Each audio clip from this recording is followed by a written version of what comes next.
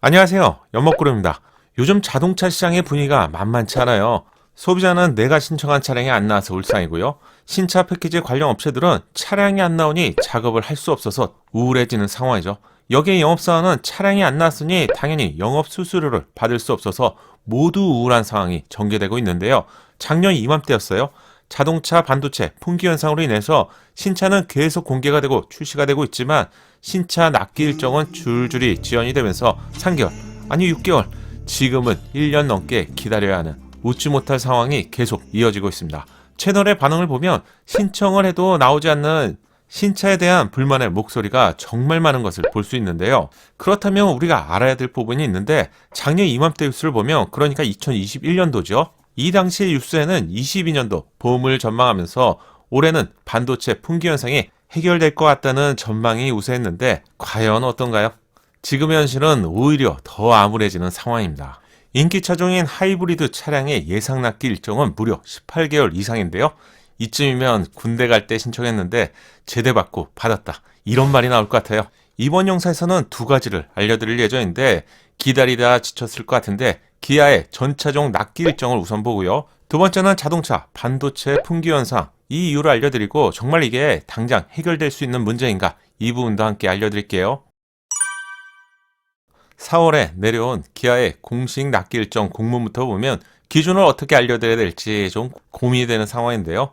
급해서 당장 뽑을 수 있는 차량이 없습니다. 최소가 한 달 이상인데 그것도 단종을 예상하는 차량이거나 아니면 플래그십 차량으로 한 달 전으로 출고가 가능한 차량부터 보시면 스팅어와 K9의 경우 4주부터 5주 정도로 빠른 출고가 가능합니다. 지금이 4월이니 5월 정도면 받을 수 있다는 말인데 한쪽은 스포츠 지향성 차량으로 단종 소식이 있죠. 다른 한쪽은 기아의 플래그십 차량이라서 수요가 많은 차량이 아니라서 납기에 해소와는 좀 거리가 있는 차량들이죠. 그 다음으로 빠르게 받을 수 있는 차량은 상남자의 차량인 모하비의 경우인데 전 차량이 6주부터 7주 이내에 빠른 출고가 가능합니다. 대형 SUV지만 팰리세이드보다 오프로드 성향의 차량을 찾고 있다면 모하비는 좋은 대안이 될 것 같고요. 수요는 많지 않지만 이 정도라면 기다릴만 하죠. 2개월부터 5개월 이내 출고가 가능한 차량을 알려드릴게요. 현재 시점에서 소형급 차량이 빠른 출고가 가능한데요. 우선 수요가 작은 비인기 차량인데 가장 작은 사이즈의 모닝은 내비게이션을 미선택할 경우 1개월 이내 빠른 출고가 가능합니다. 하지만 내비게이션을 선택하면 3.5개월로 약 100일 정도 더 기다리셔야 될 것 같은데요. 모닝보다 높은 인기를 얻고 있는 레이의 경우 내비게이션을 미선택한 경우 3개월, 내비게이션을 선택한 경우 4개월이라서 한 달 정도의 차이가 발생되고 있네요. 또한 새롭게 출시된 레이 1인승 벤의 경우 내비게이션 미선택 시 2.5개월의 출고가 가능하기 때문에 내비게이션은 스마트폰을 이용하는 것이 사실 더 편하죠. 소형급 차량에서는 내비게이션 여부에 따라서 출고 기간이 달라지기 때문에 현명한 선택이 필요해 보입니다.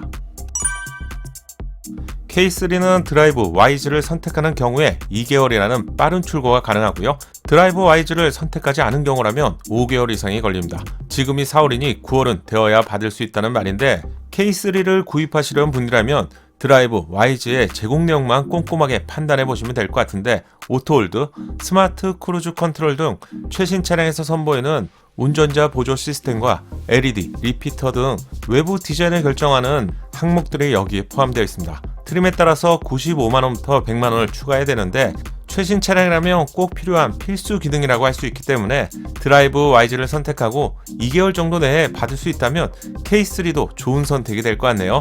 다만 K3 GT에서는 18인치 타이어를 선택하는 경우에 늦어질 수 있다고 하니 이 부분도 참고하세요. 이제부터는 최소 5개월 이상은 기다려야 하는 차량들인데 K5 1.6 터보와 2.0 가솔린의 경우 5개월을 기다려야 합니다. 인기 차종인 하이브리드의 경우 무려 12개월 이상을 기다려야 되고요. 경쟁력이 높은 LPI의 경우도 11개월을 기다려야 하네요. 따라서 K5의 경우 가솔린 차량을 선택해야 9월 정도에 받을 수 있고요.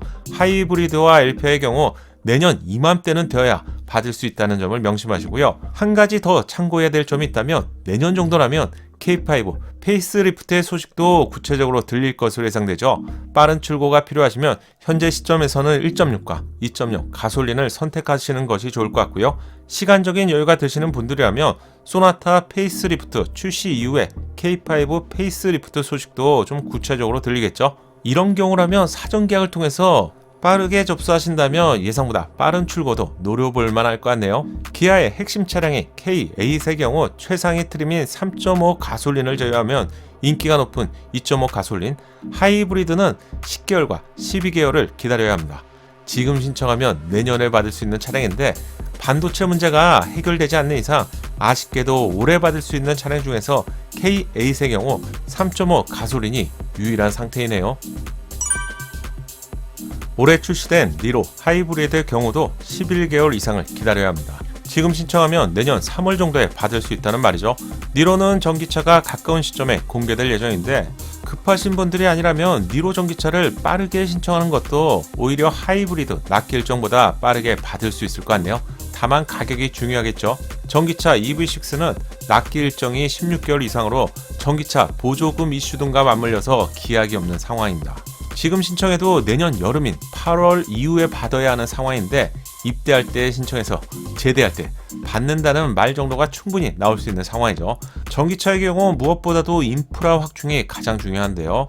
이 부분은 불편함을 분명히 느낄 수 있고요. 시간이 지날수록 확충이 되기 때문에 서브 차량으로 EV6를 구입하신다면 좋은 선택이 되겠지만 메인 차량으로 고려하신다면 내년 이후에도 새로운 전기차가 많이 출시가 되기 때문에 함께 고려해 보시는 것도 좋을 것 같네요. 소형시장에서 가장 강력한 강자는 셀토스의 경우죠.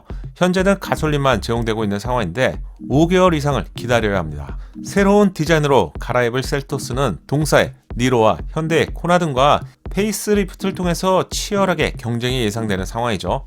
예상보다 높은 상품성이 예상되고 있는데 요즘 추세를 본다면 가격도 제법 인상이 될 것 같네요. 따라서 페이스리프트를 선택해야 될지 이 부분도 잘 비교해보시고 선택하시면 좋을 것 같네요. 기아에서 가장 높은 판매량을 자랑하는 스포티지는 전 트림에서 10개월 이상 지연이 발생되고 있습니다. 가솔린은 10개월, 디젤은 13개월, 하이브리드는 말하기도 좀 어색한데 무려 18개월 이상을 기다려야 합니다. 대안이 없는 상황인데요. 마찬가지로 소렌토 역시 스포티지와 거의 유사한 상황입니다. 가솔린 12개월, 디젤 14개월, 하이브리드 18개월로 가장 잘 나가는 기아의 차량이라서 이 차량을 구입하시려고 마음먹었다면 반도체 공급이 해결되는 것 이외에는 별다른 대안이 없는 상황이네요. 패밀리가 가장 많이 구입하는 차량이 되어버린 카니발의 경우 디젤과 가솔린 모두 11개월 이상을 기다려야 합니다. 내년 3월 정도는 되어야 만나볼 수 있는 차량들인데 그렇다고 훨씬 비싼 하이리무진을 구입할 수 있는 상황이 아니라서 무작정 기다려야 되는 상황입니다. 카니발은 최근에 반가운 소식이 들리는데 대형급 최초로 하이브리드 엔진이 내년쯤에 출시가 되는 것으로 알려졌죠. 출퇴근 용도까지 함께 고려하시는 분들이라면 연비의 부담을 크게 낮출 수 있는 카니발 하이브리드도 좋은 대안이 될 것 같은데요. 어차피 내년에 받아야 하는 상황이라면 두 차량을 함께 고려해 보셔도 좋을 것 같네요. 마지막으로 본거의 경우 LPI가 4개월, 전기차와 디젤이 10개월 이상을 기다려야 하는 상황입니다. 이번 영상에서는 기아의 전차종 납기 일정 소식을 알려드렸는데요. 현대차도 인기 차종의 경우 동급 기준으로 비슷한 상황이라서 비슷한 수준으로 예상해 보시면 좋을 것 같네요. 자동차, 반도체 문제는 충분히 예견된 일이었는데 코로나와 함께 제조사가 자동차의 수급이 줄어들 것으로 예상되면서 위탁 생산하는 파운드리 업체는 생산 시설을 줄인 상태가 이미 작년과 재작년이었습니다. 따라서 반도체 문제가 본격적으로 발생된 시기는 작년부터 납기 지연이 발생되고 있죠. 그렇다면 생산 시설을 증설하면 되는 거 아니냐? 이렇게 간단하게 생각해 볼 수도 있을 것 같은데 파운드리 업체에서 상대적으로 돈이 덜 되는 차량용 반도체를 생산하는 것보다는 스마트폰이나 PC와 같이 높은 마진을 보장하는 반도체를 생산하는 것은 어쩌면 현명한 처사라고 할 수 있겠죠. 그렇다고 현 시점에서 생산시설을 다시 증설하거나 새로운 비용을 투자하기에도 좀 애매한 상태입니다. 여기에 국내 제조사는 중국 제품에 대한 부품 의존도가 상대적으로 더 높기 때문에 이중고, 삼중고를 겪게 되는 상황입니다. 따라서 뉴스의 보도를 보면 반도체 수급 문제가 조만간에 해결된다는 뉴스도 볼 수 있지만 객관적인 상황으로 본다면 아쉽게도 기다림은 더욱 길어질 것 같네요. 만약 여러분들이 사랑하는 MR을 가까운 시점에 중고차 등으로 판매를 하고요. 새로운 신차를 구입하실 예정이라면 신차를 구입하시는 것은 여러분의 마음이시겠지만 중고차로 판매하시려면 신차가 출시되고 받으신 후에 판매하시는 것도 후회가 없지 않을까요? 이번 영상은 여기까지입니다. 구독과 알림 설정을 통해서 정확한 신차 소식을 빠르게 만나보세요. 감사합니다. 작은 도움이 되셨다면 좋아요 부탁드리고요. 구독과 알림 설정을 통해서 정확한 신차 정보를 빠르게 만나보세요. 감사합니다.